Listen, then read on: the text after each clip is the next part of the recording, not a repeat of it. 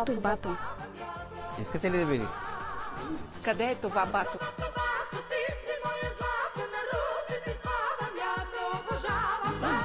Тогава правихме шоу-програма за българската телевизия. Да, правихме шоу-програма тук. Спомням си. Националната телевизия.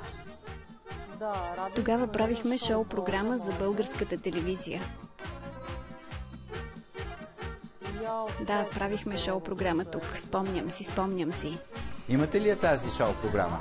Не. А искате ли да я имате? Не, как да не искам. За мен това е голяма изненада, голям спомен. Ето тук, на един цифров носител, на флашка, Българската национална телевизия ви подарява тази програма, снимана през 1985 година.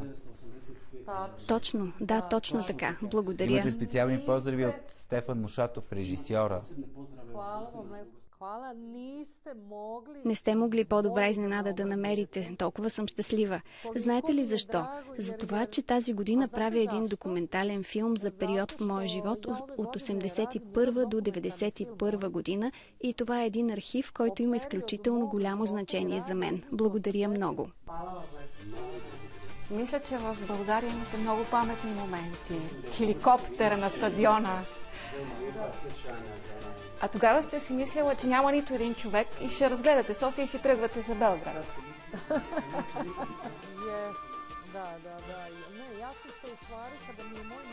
Когато моят импресарио, покойният Рака Джокич, ми каза, че ще ходим в България, аз му казах, какво ще правим там? Там никой не ме знае, никой не познава Лепа Брена.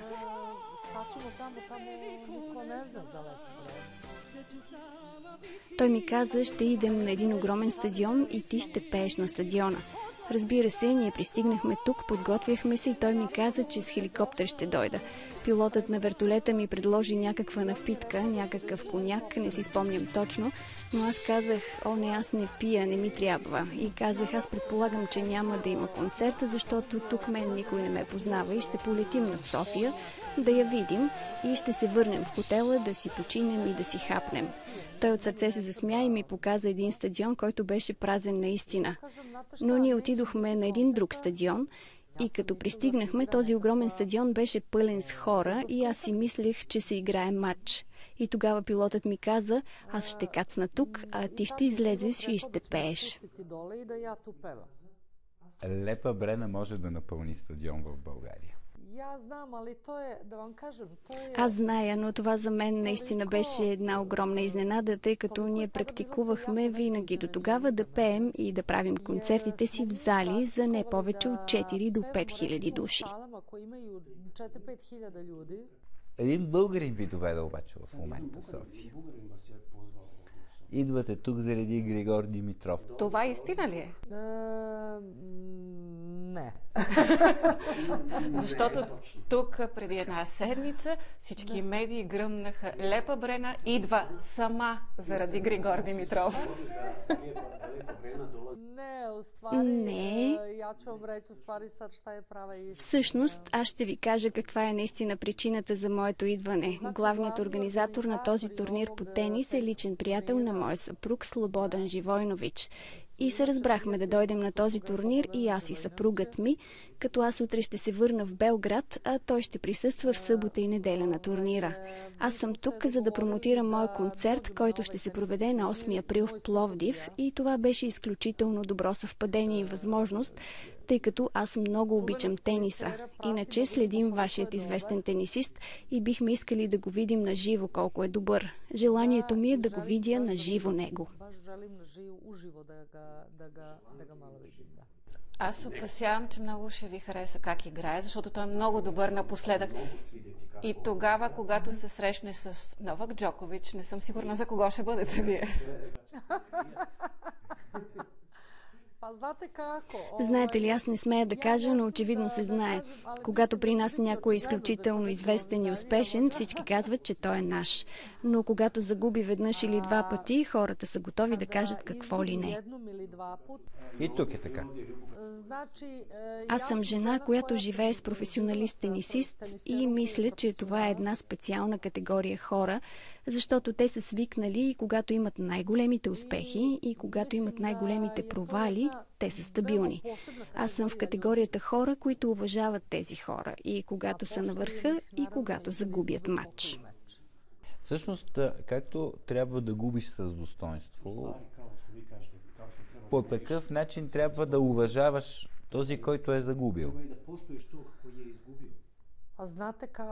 Знаете ли, ние сме такива нации и българите и всички от бивша Югославия, които обичаме спорта. Знам, че всички от бившата Югославия, не искам да посочвам точно, нито сърбите, нито босненците или хърватите, всички от бивша Югославия сме имали най-добри отбори в футбола, водна топка, баскетболисти, хандбалисти, тенисисти, атлетите също са ни били силни. Гледали сме олимпиади и си спомням, когато през 4 години гледах Олимпийските игри, съм научена да уважавам някой, като спечели нещо или постигне успех. И ми е много трудно, когато някой дори на своята улица не е пръв, да ругае срещу някой, който е шампион. А вие на времето избрахте баскетбола заради ръста или нещо друго? Аз съм играла кошарку и мой... Аз играх баскетбол и моят треньор Влада ми смени името и ме кръсти Брена. Когато играх баскетбол, маратонките по това време не бяха толкова качествени, така че винаги си кривях десния крак настрани и така оставих баскетбола и започнах да пея. Едната сцена с друга сцена. Да, смених сцената, но по това време играехме с маратонки, които не бяха толкова качествени и затова предпочетох да ги сменя с високи токчета. Така е. Лю ми разказа, че в Кюстендил, например, който е един град много близко до границата с Сърбия, са питали във времето, когато няма интернет и не можеш бързо да проведеш, са питали нали, бил е информиран този, който знае какво е истинското име на Лепа Брена. Аз имах роднини в Белград и те ми казаха, тя се казва Фахрета Яхич. И аз отивам в Кюстендил и всички ме гледаха със страхотно уважение, че аз знам истинското име. Всъщност, наричат ли ви още въобще с това име? Да, звала ме моя майка, покойна. Да, моята покойна майка, тя ме наричаше с истинското ми име. Моят импресарио, с когото в момента съм тук, Рака Марич, той също ме нарича така. Той е бил менеджер и на Бяло дугме на Горан Брегович. Моите учители от град Бръчко, откъдето съм аз, също ме наричат с истинското ми име. И всеки, който ме нарече с истинското ми име Фахрета, знам, че е някой много близък. Знам да е неко яко близък са мной. Сега вие сте родена в Тузла. Да. Родена в Тузла. И сте мюсюлманка или не? Да. Искам да питам, какво мислите за тези неща, които се случват в света, лошите в момента, тероризма? Страх ли ви е за вас и за хората около вас, от тази гледна точка? Не, аз се не боим, jer mislim да са сви мои страхови, кои са били... Аз лично не се притеснявам, защото смятам, че всички мои страхове изчезнаха с разпадането на бившата Югославия. Другото, аз не парадирам пред никого с моето вероизповедание. Винаги съм била това, което съм. Аз съм югославянка и не мога да бъда нищо друго, освен това. Защото за мен да бъдеш югославянка е някой, който уважава вярата ти, вашият цвят на кожата и вашето национално определение. Онова, което наистина е страшно по целия свят в момента, е, че тероризмът толкова се е разраснал, но трябва да се намерят корените на този тероризъм. И аз мисля, че тези корени са в това, че няма уважение към религиите и че хората трябва да крият своето вероизповедание. Но защо да го крият? Аз лично не мога да дам отговор на това. Нито в Корана, нито в Библията пише, че можеш да убиваш. Разбира се. Тези, които правят терористичните атаки, не са истински вярващи. Не смятате ли? Също съм съгласна с вас, но смятам, че това не би трябвало да бъде тема на нашия разговор в момента. Да се върнем към по-веселите неща. Сега. Това не е нашият проблем. Да. Нашето момче Григор Димитров, тенисиста, е на път да повтори вашия модел. Голям тенисист с голям музикант и певица. Имам предвид неговата актуална връзка в момента с Никол Шерцингер, която също беше тук до вчера. Какъв съвет ще му дадете? Да вам кажем, то е първо дивно. Да ви кажа честно, прекрасно е да бъдеш млад, успешен, влюбен. Това е нещо, с което Божията светлина те огрява и може само да се наслаждаваме на такъв момент, да ги гледаме така млади и влюбени и да си спомним и ние, когато сме били така млади и влюбени. На нея бих пожелала една успешна кариера, но бих искала да пожелая и много мъдрост, тъй като да запазиш и две успешни кариери, трябва да бъдеш изключително мъдър, изключително умен.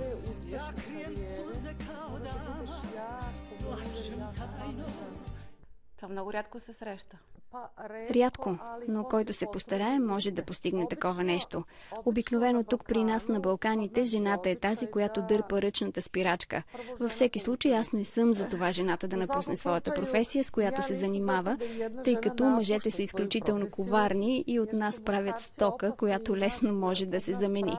Така че съветвам да се обичат, а когато хората се обичат, намират решение на всички въпроси. Всъщност, кога сте била най-влюбена? Когато сте гледала своя съпруг на корта или когато сте била на сцената и сте знаела, че той ви гледа? Когато си вършим работата, ние сме концентрирани върху нашата публика, която ни наблюдава и сме концентрирани върху работата, която извършваме, пеенето. На мен ми е било изключително приятно, когато разбера и знам, че той е тук и ме гледа. Но ми е било по-хубаво, когато не бях Лепа Брена, а той не беше професионалният тенисист. На мен какво ми липсва през целия живот? На мен ми липсва най-обикновения човешки живот. Това ми липсва. Да закусвам по пижама в леглото, да не трябва да се гримирам, да не трябва специално да се обличам, да си правя прическа, да гледам телевизия, да отида на пазар, да готвя нещо. И тогава ми е било най-хубаво, когато зная, че нищо не ми е задължително. Затова и обичам да ходя на пазар. Обичам да карам колата сама. В момента, когато сляза от сцената, аз взимам Лепа Брена и я оставям настрани. И казвам: ти сега си почивай, а аз отивам да си живея обикновен живот. Всъщност, а защо искате да направите този филм за живота от 81 до 91? Знаете ли защо?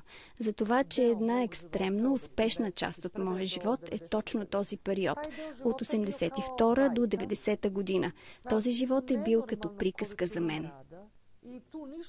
С изключително голямо количество работа и труд и много неща не са били нормални. Няма да наблягам на тази част, в която е било моето детство. Онова училище, средно училище, няма да закачам тази част, защото искам да направя комбинация между документален филм и хумористичен. Тогава идва тази част от моя живот от 81 до 91, което е най-успешната част от живота ми, защото това е нещо, което е било екстремно. Когато приключа това, тогава може би ще направя филм за моето детство, защото не искам тези млади поколения да ги обременявам с ситуацията на войната, с разпадането на бившата Югославия, за това, че примерно съм била гладна, когато бях студентка. Защото има много неща, които са тежки и бих искала да покажа какво може да се постигне с тежък труд в живота на един човек.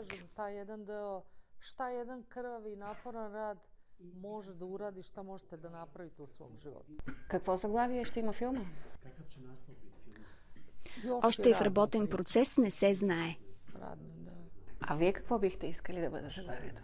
Може би големите момичета не плачат. Може да се казва "Хайде да се обичаме". Днес на какво гледате с насмешка? Кога преценявате, че трябва да проявите чувството за хумор? Знате šta, първо читаво то мое детинство. През цялото това мое детство аз пеех изключително хубаво, рисувах изключително хубаво, пишех съчинения и цялото ми детство премина в пеене. Спомням си как са ме биели учителите по техническо образование с линията, когато не направиш нещо, което учителят иска от теб. Поставяш си ръцете така, той взима линията и ме удря по пръстите отгоре. Аз всеки път, когато той искаше да ме удари, си разтварях пръстите, за да не ме заболи отгоре. Тогава хващаше момчетата за бакенбардите, а мен, когато искаше да ме хване, аз винаги бягах. Той тогава ми казваше как изобщо можеш и смееш да избягаш от мен. Аз казвах, че моята майка е казала, че не позволява никой да ме бие в училище. А иначе човек с широки пръсти ли сте? В България това е човек, който много харчи. Много харчи за всичко. Да. Я мислим Да. Майка ми ме е научила да съм рационална. Ако много харчиш, няма да имаш. И друго, животът ме е научил, че не съществуват пари, които не могат да бъдат похарчени. Парите могат да свършат за един ден. Също така научих, че трябва да имаш в момента 4-5 ангажимента и никога не бих искала да завися само от пеенето. Ако не върви пеенето, някой друг бизнес все ще върви. Искаме да ви питаме за един наш много близък приятел как е със здравето, защото разбрахме, че е претърпял наскоро операция и вероятно вие знаете, говоря за Любиша Самарджич. Той имаше здравословен проблем. Ние се виждахме в Сараево преди 7-8 месеца. Той е човек, който аз обожавам. Аз наистина имах много здравословни проблеми. Те са свързани с един наистина тежък живот и за големите стресове, които аз преживях, имах 2 пъти проблеми с тромб в крака. И днес аз съм с лекарства. Преди 2 години счупих дясната и лявата си ръка. После отново счупих дясната си ръка и тогава разбрах, за мен това беше много труден урок. Другите са ме хранили, къпали са ме, обличали са ме, така че реших да забавя малко мозъка си. И да забавя малко ритъма си, защото съм голям бързак, преведено хиперактивна. И знам, че по целия свят такъв вид болест се лекува с някакви хапчета. Но аз решавам този проблем по друг начин, а именно с начина ми на хранене, изключително премерено хранене, плуване, йога и медитация. Така че това ме научи да не бързам за никъде. Винаги отивам 1 час по-рано някъде, за да не бързам и се чувствам фантастично. Тоест, без стрес да живеем. Точно така е. Трябва да научите по какъв начин да изхвърлите това от себе си. Предварително да си планирате вашия ден поне за 24 часа напред. Но мога категорично да твърдя, че йогата и медитацията помагат при стрес. Благодаря ви много за това, че бяхте с нас. Много ви благодарим. Ще се видим на матча на Григор, но ще се видим и в Пловдив на вашия концерт. Ще бъде голямо удоволствие за мен да бъдете гости на моя концерт в Пловдив.